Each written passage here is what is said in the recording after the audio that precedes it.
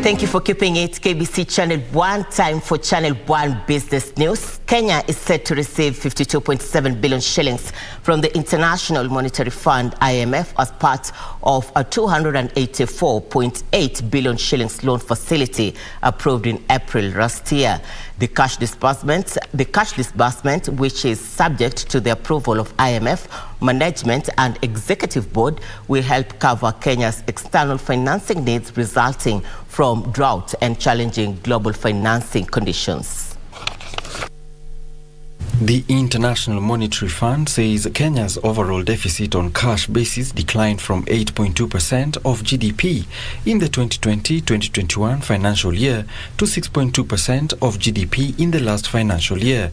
The decline was attributed to strong tax revenue, which increased from 12.6% to 13.7% of GDP.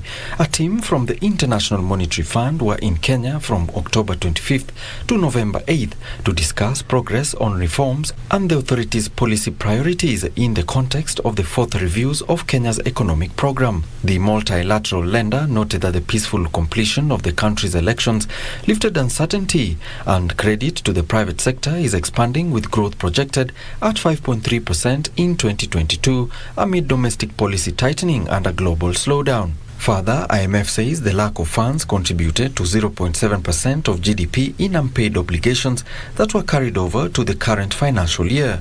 This indicates heavier financial obligations for the new government. The IMF, in a statement, indicated that significant unbudgeted spending in the early months of this fiscal year, much of it for fuel subsidies, pose an additional challenge.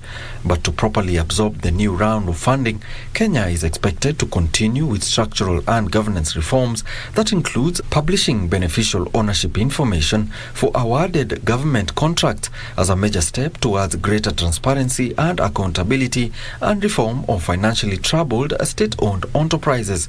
The 52.7 billion shillings loan earmarked for Kenya includes a 20 billion shillings to cover external financing needs resulting from drought and challenging global financing conditions. Alan Auko, Lunchtime News.